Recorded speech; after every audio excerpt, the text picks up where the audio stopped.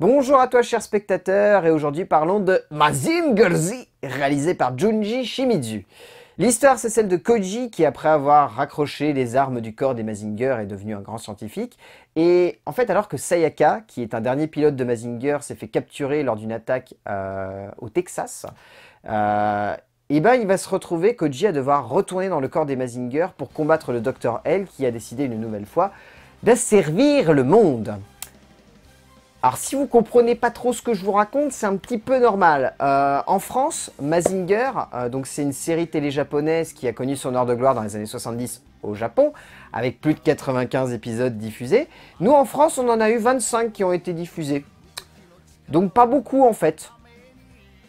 Donc c'est pas étonnant en fait que le manga Mazinger ait pas eu beaucoup de succès sur le sol français. C'est un petit peu dommage parce que le délire est assez intéressant. C'est dans l'esprit de Goldorak, voilà, pour ceux qui ont vu les affiches avec marqué par le créateur de Goldorak. Go Nagai, donc c'était le créateur de Goldorak.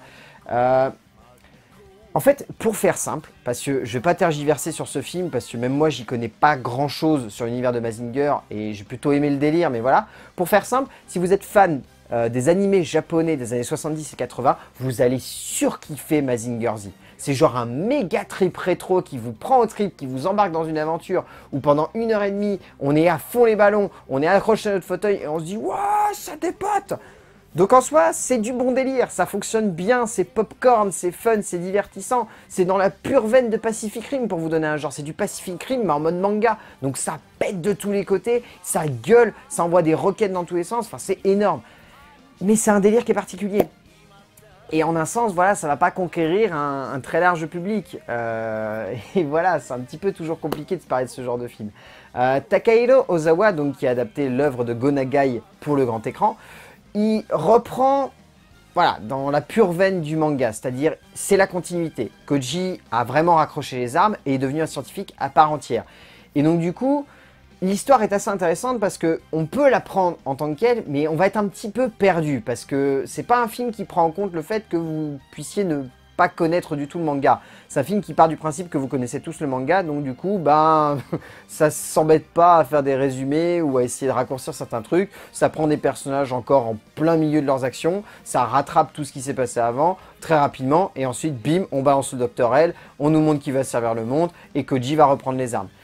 Donc le plus gros souci en fait qu'a le film, c'est qu'il considère que tout le monde connaît Mazinger. Donc du coup, nous, on est un petit peu perdu en France parce qu'on a vu que 25 épisodes. Donc du coup, bah, il y a plein de choses qu'on connaît pas sur les 95 épisodes. Et au-delà de ça, même si ça se résume toujours à Koji qui va combattre le Dr L, il y a quelques subtilités qui vont pas forcément être faciles à comprendre. Notamment les histoires de dimensions voisines. Je vous défie de arriver à tout saisir dès le premier coup. C'est un petit peu compliqué. Mais ce qui marche en fait, c'est que le délire fonctionne. On est complètement pris dedans. C'est-à-dire que l'histoire, en fait, on pose les bases. Ça part beaucoup dans le film, mais dès que ça a fini de parler, ça envoie du pâté, ça claque. Les pseudo-réflexions humanistes que peut avoir le film sur le fait que être humain, c'est avant tout s'entraider les uns les autres et que parfois se battre pour quelque chose, c'est avant tout se battre pour un idéal, ce qui est cliché, fonctionne là plutôt bien et ça emmène assez bien le film. Et l'idée notamment de la dimension voisine, c'est une dimension qui est assez intéressante parce que tout le principe du film, c'est de montrer que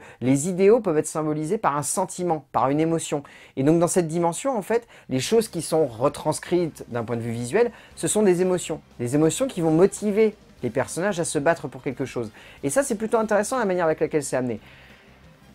Après, voilà, encore une fois, c'est un délire qui est particulier. Donc en soi, il est possible que vous puissiez totalement passer à côté de la plaque de ce film. Mais l'idée est assez intéressante, je trouve, pour permettre au film d'avoir une énergie, de dégager quelque chose, et résultat d'être entraînant, d'être même passionnant, on pourrait dire par instant. Et le pire, c'est que je trouve que Shunji Shimizu, en termes de mise en scène, c'est éclaté. Mais sérieusement, c'est du manga années 80, mais retranscrit à notre époque, avec des technologies de notre époque. Ça claque.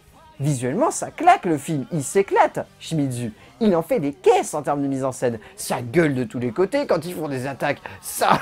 Oh mais la scène d'ouverture, on avait les oreilles qui sifflaient dans la salle tellement les mecs gueulent dans le film. C'est impressionnant. On sent que le mec a envie de faire partager un vrai plaisir de fan aux spectateurs. Et résultat, il s'éclate. Il matraque ça à fond dans la gueule du spectateur dès que le générique commence. Mais j'ai envie de de te défier, de ne pas avoir envie de gueuler et de commencer à chanter le générique. Tellement voilà, on est pris dans une espèce d'énergie où c'est un vrai délire. C'est un vrai délire, c'est entraînant, c'est passionnant, c'est galvanisant même comme énergie. Il y a des moments où on se dit, ouais, je suis à fond dedans, quoi.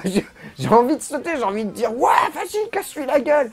Ça suffit dans ce genre de film. Le fait que le réalisateur assume ce côté délirant qui peut être rétro et donc qui peut potentiellement faire perdre totalement le contact avec certains spectateurs, mais va galvaniser l'énergie de d'autres. Si on accepte en fait que le délire peut ne pas forcément totalement nous passionner, le film va vous entraîner et peut dans un sens voilà, vous convertir sur un espèce de film qui peut être réservé à un public de niche, parce que clairement, moi je considère que ce genre de film, ça peut être renfermé uniquement sur un public de niche qui va être passionné par ce genre de film et par ce type de long métrage, mais qui derrière, voilà, va y avoir toute une catégorie de spectateurs qui va refuser totalement ce concept-là.